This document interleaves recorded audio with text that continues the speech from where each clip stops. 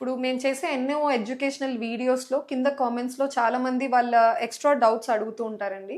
So one of the doubt is early ఎజాక్యులేషన్కి కంప్లీట్గా treatment ఉందా?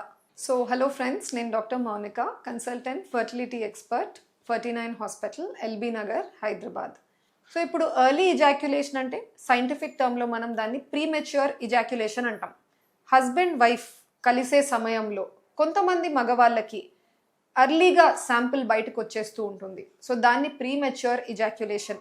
ఈ ప్రీమెచ్యూర్ ఎజాక్యులేషన్కి ఇంత టైం వెయిట్ చేశాకనే శాంపిల్ బయటికి రావాలి అని ఏం లేదండి. బట్ జనరల్ కన్సెన్సస్లో ఏమంటామంటే ఎనీవేర్ 1 to 3 minutes, అంటే sometimes even less than 1 minute కొంతమందికి శాంపిల్ తొందరగా బయటకు వచ్చేస్తుంది అంటే మగవాళ్ళకి, దాన్ని మనం ప్రీమెచ్యూర్ ఎజాక్యులేషన్ అనొచ్చు. ఈ ప్రీమెచ్యూర్ ఎజాక్యులేషన్ 2 రకాలు ఉంటాయి. ఫస్ట్ది ప్రైమరీ, అంటే వాళ్ళు ఫస్ట్ టైం హస్బెండ్ వైఫ్ కలిసినప్పటి నుంచి, లేదా sometimes girl friend boy friend sexual intercourse, the first event first time నుంచి వాళ్ళకి ఆ ప్రాబ్లం ఉంది త్రూ అవుట్.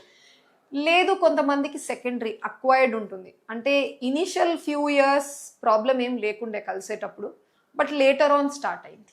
సో ఇవి 2 types అనమాట వాళ్ళు ఫేస్ చేసేది. రీజన్ సేమ్ అయి ఉండొచ్చు. First always 90% of the time reason is psychological అండి. సైకలాజికల్ అంటే ఏదో ఒక టెన్షనో, యాంగ్జైటీనో, పర్ఫార్మెన్స్ యాంగ్జైటీ అంటే మగవాళ్ళందరూ ఒక చోట కూర్చొని when they talk about this sexual intercourse, when they share వాళ్ళ ఎక్స్పీరియన్సెస్ని, దే ట్రై టు కంపీట్ అనమాట. సో దానివల్ల ఒక పర్సన్ ఇన్ దట్ గ్రూప్ వాళ్ళు ఏమనుకుంటారంటే, ఓకే ఇంత టైం అంగం గట్టిగా ఉండాలి, ఇంత టైం తర్వాతనే శాంపుల్ వస్తే కరెక్ట్, నాకు అలా జరగట్లేదు, నాకు ప్రాబ్లం ఉంది. సో అలా నిదానంగా దే గోయింగ్ టు డిప్రెషన్ అనమాట. సో ఆ పర్ఫార్మెన్స్ యాంగ్జైటీ ఉండొచ్చు, always comparing with others. And then second వచ్చేసి రిలేషన్షిప్ ఇష్యూస్. హస్బెండ్ వైఫ్కి లేదా partners boy friend girl friend మధ్యలో ఏదైనా ప్రాబ్లమ్స్ మొదలయ్యాయి, రిలేషన్షిప్ ఇష్యూస్ వల్ల, certain other things take a front seat, దానివల్ల కూడా ఇది జరుగుతుంటుంది. థర్డ్ వచ్చేసి వేరే ఏదైనా మెడిసిన్స్ వాడుతున్నారు వాళ్ళు, సమ్ సైకాట్రిక్ ఇష్యూస్కి ఏదైనా ట్యాబ్లెట్స్ వాడుతున్నారు. ఆ ట్యాబ్లెట్స్ ఏం చేస్తాయంటే మీ హార్మోన్స్తో మెస్ చేస్తాయి, మీ ప్రొలాక్టిన్ లెవెల్స్ని, అవన్నీ. దానివల్ల కూడా ఇలా అవుతూ ఉంటుంది. నెక్స్ట్ వచ్చేసి న్యూట్రిషన్, డైట్ సరిగ్గా ఉండకపోవడం వల్ల ఇప్పుడు అందరూ ఒబేసిటీ, అధిక బరువు ఎక్కువగా చూస్తున్నాం సొసైటీలో. అధిక బరువు ఉన్న వాళ్ళకి మజిల్ ఎక్కువ ఉండదు బాడీలో. సో మజిల్ తక్కువ ఉందంటే టెస్టోస్ట్రోన్ అన్న మేల్ హార్మోన్ తక్కువగా ఉంటుంది. దానివల్ల కూడా వాళ్ళు ఈ ప్రీమెచ్యూర్ ఎజాక్యులేషన్ ఇష్యూ అన్నది ఫేస్ చేస్తూ ఉండొచ్చు. నౌ థర్డ్ వచ్చేసి మెడికల్ ఇష్యూస్. డయాబెటీస్ ఉంది. డయాబెటీస్ అన్నది హెడ్ టు టో అన్ని రకాలుగా అఫెక్ట్ చేస్తుందండి. షుగర్ కంట్రోల్ లేదంటే మీ వెజల్స్, రక్త ప్రవాహంని అఫెక్ట్ చేస్తుంది, నర్వ్స్ని అఫెక్ట్ చేస్తుంది. సో వీటి ద్వారానే కంట్రోల్ అవుతాయి మీ అంగం గట్టిపడడం కానీ, ఇజాక్యులేషన్ టైమ్స్ కానీ. సో డయాబెటీస్ కంట్రోల్లో లేదు, షుగర్ లెవెల్స్ కంట్రోల్లో లేవు అంటే కూడా వాళ్ళు ఈ ప్రాబ్లం ఫేస్ అవ్వచ్చు. అండ్ ఇంకొంతమందిలో బ్రెయిన్లో సెరటోనిన్ అన్న హార్మోన్ లెవెల్స్ ఉంటాయి. సో అవి కూడా తక్కువగా ఉంటే కూడా ఇలా జరగచ్చండి. సో వీటికి ట్రీట్మెంట్ ఏంటి? నేను అన్నట్టు 90% of the times it is psychological, కాబట్టి simple counselling with an expert చాలా మటుకు వండర్స్ చేస్తుంది, ఈ ప్రాబ్లం ఓవర్కమ్ చేస్తూ ఉంటారు.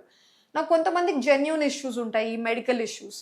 సో మెడికల్ ఇష్యూస్లో diabetes, hypertension, BP, sugar problems ఉంటే దాన్ని కంట్రోల్ తీసుకురండి, మేబీ ఆ ప్రాబ్లం తగ్గిపోతుంది. లేదు సెకండ్ ఇంకేం చేయొచ్చు, నేను అన్నట్టు సెరటోనిన్ లెవెల్స్ తక్కువ ఉంటే అన్నాను కాబట్టి సర్టెన్ క్లాస్ ఆఫ్ డ్రగ్స్ ఉంటాయి, లైక్ సెరటోనిన్ రియాక్టేక్ ఇన్హిబిటర్స్, SSRIs అని.